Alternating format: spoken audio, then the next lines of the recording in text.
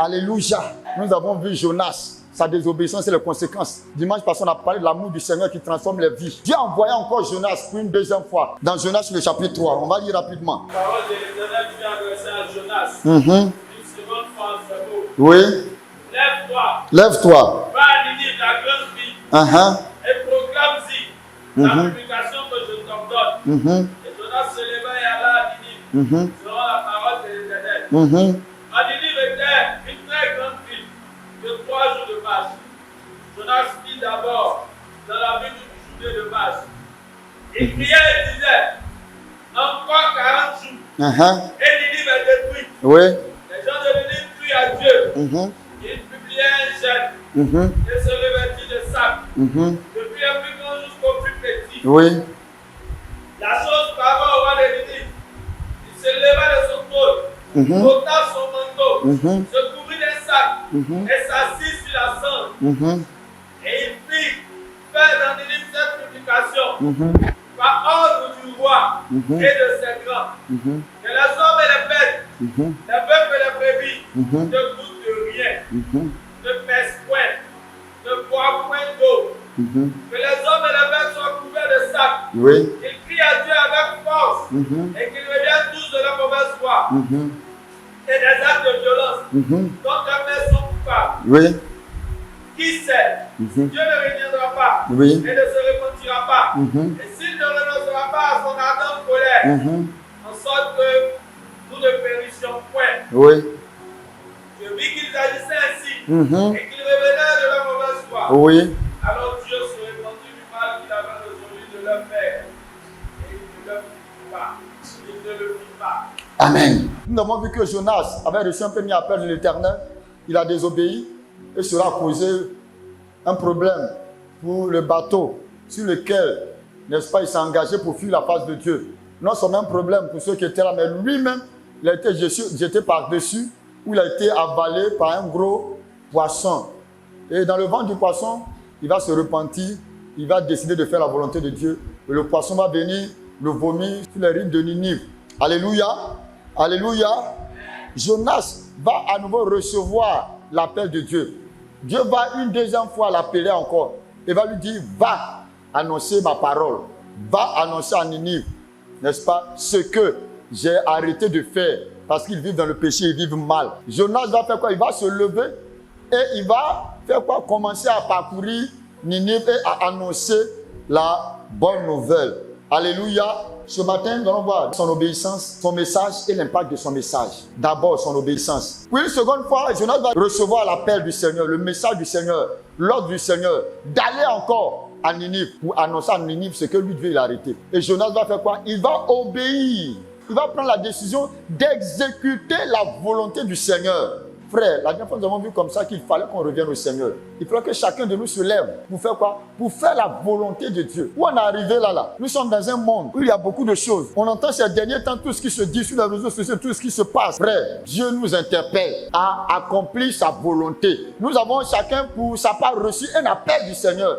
Et Dieu nous appelle à accomplir sa volonté, à accomplir cette mission-là, à quelque niveau que ce soit. Tu dois te lever pour accomplir la volonté du Seigneur, pour obéir à l'appel de Dieu, obéir à ce que Dieu te dit de faire. Qu'est-ce que Dieu t'a appelé à faire pour le salut des âmes? À donner de l'argent, à te lever toi-même, à soutenir les oubliés sur le terrain. Qu'est-ce que Dieu t'a appelé à faire pour le salut des âmes? Tu dois le faire. Jonas a obéi cette fois-ci. Il a obéir. À un moment donné, frère, prenons le temps sur nous-mêmes de dire, Seigneur, c'est facile, j'ai fait ta volonté. Peut-être que j'ai refusé avant de le faire. J'ai refusé avant d'aller évangéliser, de faire ceci, de faire cela. Mais maintenant, là, je veux faire ta volonté.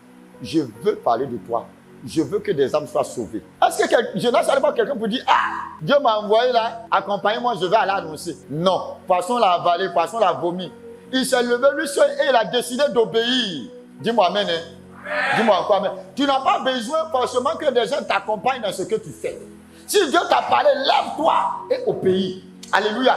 Parce qu'il y a des gens qui peuvent te décourager. Ils me disent, hey, ah non, tu as dit quoi? Tu as acheté ça, tu as fait ça. Aïe.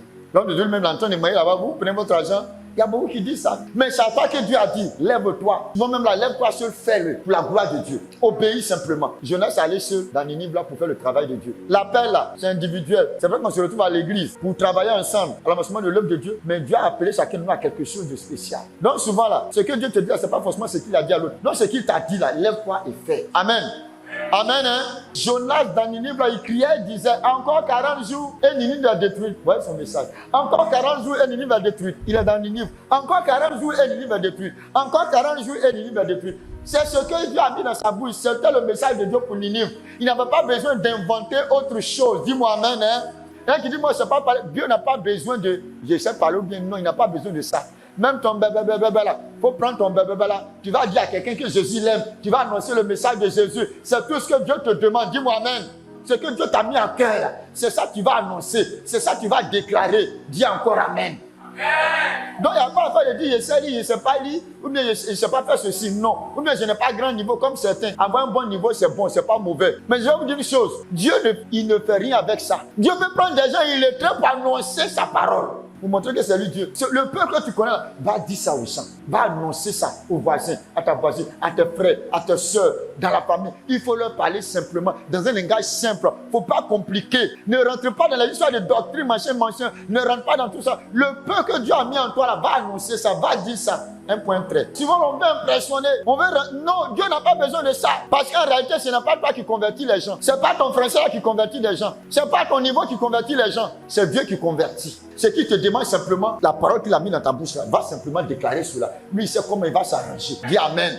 Amen. Et c'est ce qui fatigue aujourd'hui beaucoup. Non, moi là, je ne peux pas. Moi, je ne sais pas. Non. Va annoncer que Jésus est mort. Il a été crucifié pour notre salut, pour le pardon de nos péchés et pour qu'on soit sauvé du pouvoir du péché, la domination du péché, l'esclavage du péché, pour qu'on puisse vivre lui sa vie. Deuxième élément, à cause du péché, on ne peut pas expérimenter vivre le plan de Dieu pour notre vie. Troisième élément, c'est Jésus-Christ que Dieu a donné pour le pardon de nos péchés et pour qu'on puisse expérimenter son plan pour notre vie. Et quatrièmement, il faut le recevoir comme Seigneur et Sauveur personnel pour qu'on puisse vivre et expérimenter son plan pour notre vie. C'est tout. Voilà, c'est 4 éléments simples là. Ça, on n'a pas besoin de gros français pour ça.